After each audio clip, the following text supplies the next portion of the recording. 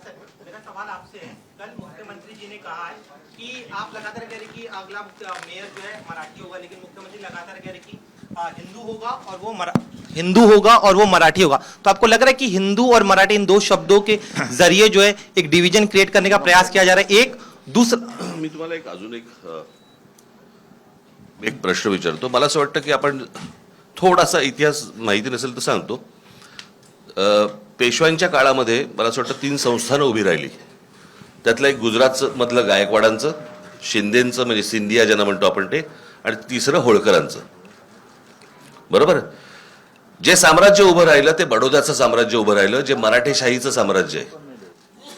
बरोबर? मग त्या बडोद्यामध्ये सगळे मेयर गुजराती का होता तो?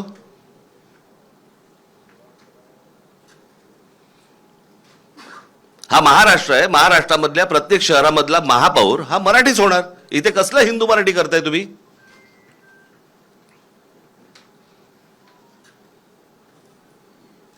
आणि मी त्या दिवशी म्हटलं नाही का तुम्हाला की आम्ही हिंदू आहोत, हिंदी नाही आहोत? तुम्हाला महाराष्ट्रातल्या या शहरांमध्ये मराठीचा मान हा तुम्हाला राखलाच पाहिजे।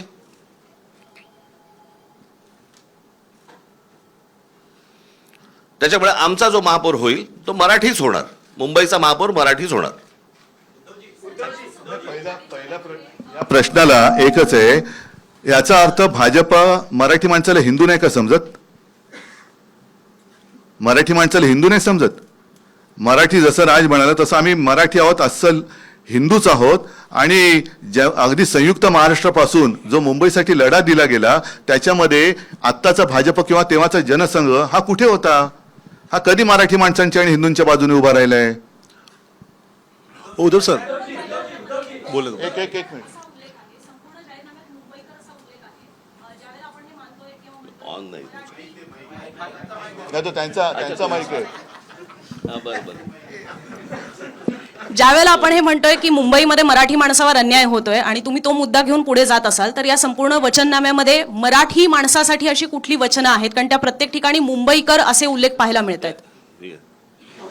याचं कारण असं आहे की हा निवडणूक आयोगाला पाठवला जातो आणि त्यांच्याकडनं सँक्शन होऊन येतो। आम्हाला माहिती आत्ताच्या सरकारमध्ये काय परिस्थिती आहे। आम्हाला मुंबईकर म्हणजे मराठी माणूसच सांगायचं आहे, परंतु त्यांना जर समजा मराठी माणूस याच्यावरती जर रिजेक्ट झाला असता म्हणून आम्ही मुंबईकर टाकले। अजून काही? म्हणजे ही सगळी आश्वासनं मराठी माणसासाठी असतील असं मानायचं का? अहो, साधी एक गोष्ट सांगतो, आम्ही केलेल्या कामाची एक पुस्तिका आणि त्याच्याही बद्दल आदित्यने एक प्रेझेंटेशन दिलं होतं NAC तिकडेच, हे काल डोम कावळे जमलेलं त्याच डोम मध्ये। आणि त्याच्यानंतर एक कोरोनाच्या काळात केलेल्या कामाची आम्ही पुस्तिका केली, ती पुस्तिका त्यांनी रिजेक्ट केली। आता ते तर मी काय थांबणार नाही, ते तर पुस्तक मी बेधडकपणाने वाटणार। निवडणूक आयोगाला जे काय शब्द आहे तो वापरा, करायचं ते करा, कारण ते काम आम्ही केलेलं आहे। त्या कामामध्ये जे सहभागी झाले सगळे मुंबईकर होते, सगळे महाराष्ट्राचे रहिवासी होते, आहेतच, नागरिक होते, आणि ते काम आम्ही केले।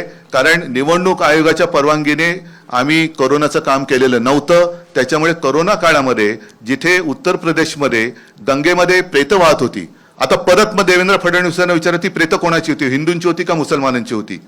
आणि त्या काळात आम्ही मुंबई मॉडेल हे जगभरामध्ये गाजलं। अगदी त्या WHO अध्यक्षांनी सुद्धा त्याचं तारीफ केलेली सुप्रीम कोर्टाने केली, न्यूयॉर्क टाइम्समध्ये आलं। हे काम आम्ही जे म्हणजे हे काय अभिमान नाही पण एक समाधान आहे की त्यावेळेला आपण हे काम करू शकलो। चीनमध्ये 15 दिवसात फील्ड हॉस्पिटल झालं, आपल्या मुंबईमध्ये 18 दिवसात झालं, हे आम्ही सांगणार। याच्यामध्ये निवडणूक आयोग आला तरी त्याला बाजूला सारून आम्ही कोरोनात केलेलं काम हे सांगणार। निवडणूक आयोगाने ते अडवण्याची हिंमत दाखवावी।